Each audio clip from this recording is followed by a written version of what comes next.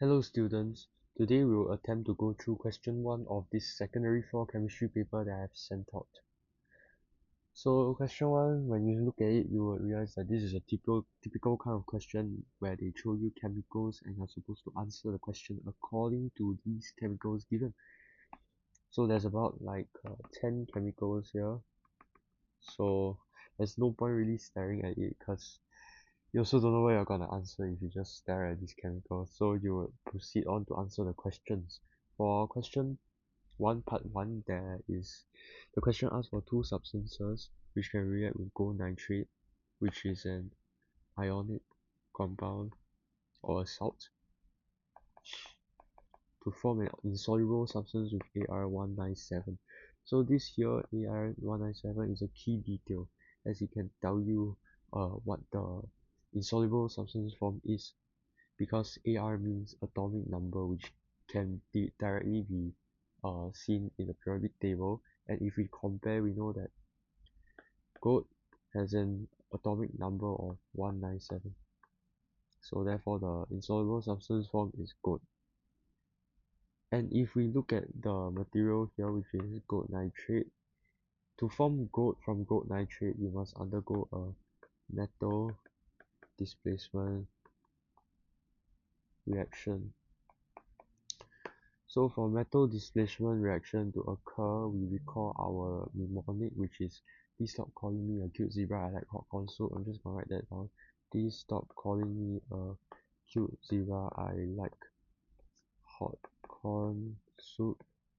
So we realize that we love hot corn soup and goat is at the bottom lah. So we know goat is at the bottom, so it's the least reactive and is most likely to be displaced out by any of these metals here. So let's look at the substances given. Bromine is not a metal, methane is not a metal, sodium iodide is a salt, nitrogen, oxygen, diamond, graphite, all not metals. Gold nitrate is what is given here, so it's not a metal as well. Silver and neodymium is the only two metals that are given, and the question asks which two substances react with gold nitrate.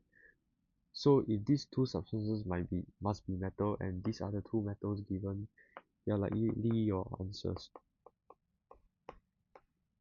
And that is why we don't really question whether neodymium is more reactive than gold. I mean, of course, if you Google it up, neodymium is definitely more reactive than gold, but in the syllabus they don't teach you that. But in the scope of the question, because it's limited to these two metals in the substances given, so it's fine to just put neodymium down. But we for sure know that silver is more reactive than gold. As you can see, silver is higher up than gold, the reactivity series. So question part 2, which two substances can react with each other to form a substance which turns starch blue-black? This statement here very distinct. I think everyone would know from primary school that if you drop iodine solution on starch-based materials, you would get a deep blue-black complex or color. So this deep blue-black starch complex is due to iodine, which forms this complex with starch. So the likely substances formed would the likely substance formed would be iodine. So how do you form iodine? You can form iodine by halogen displacement, halide displacement reaction. So we must look at here. Recall that our halogens are reactive in this series. Fluorine is more reactive than chlorine, is more reactive than bromine, is more reactive than iodine. So iodine is likely to be displaced by any three of these halogens. And in the question, they gave us bromine as the only other halogen. And we also have sodium iodide, which is a ionic salt containing the iodide ion.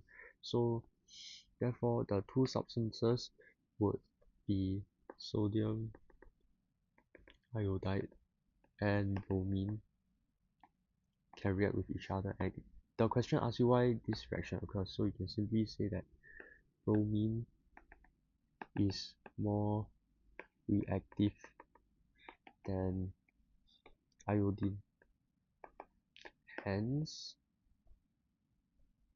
bromine can displace out iodide to form iodine, which turns starch blue,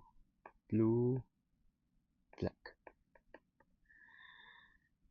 If you want, right, you can write an equation to support your answer, which is what I like to do. So I will just write out Br2 as a liquid plus sodium iodide as aqueous.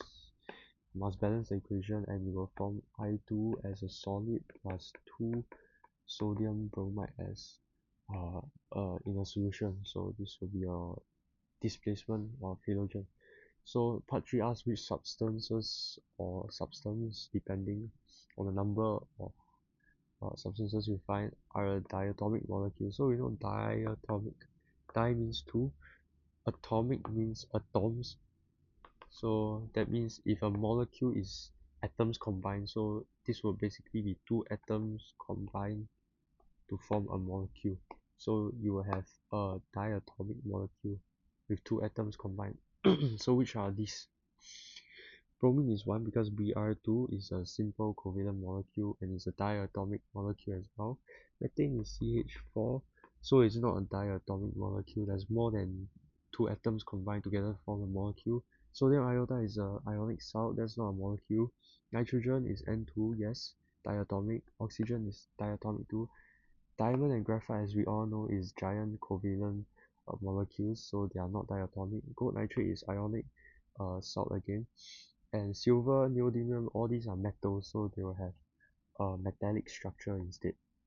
So we therefore conclude that the substances are Br2, O2, and N2 gases.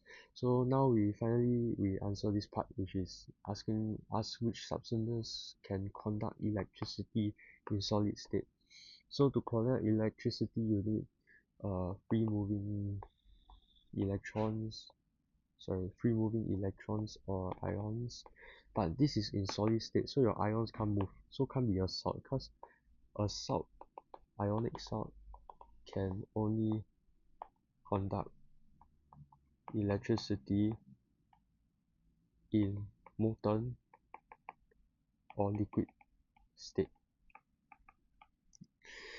And we also know an exception, which is graphite, which can conduct electricity as solid state because it's like a hexagonal structure, or so since we have a hexagonal structure, the carbon is only bonded to three other carbons, and it has extra electron which it can delocalize throughout the system. So you can imagine this electron just moving around the system, and this delocalization, which is the free moving electrons, can enable electricity to be conducted. Therefore, from our answer here, these two are metals which have free moving ions, and this is graphite, as I explained, also have free moving delocalized electrons. Sorry, I mean these metals have free moving electrons, not ions. And therefore the substances are neodymium,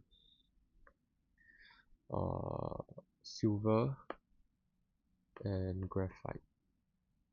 And just like that, you get 5 marks.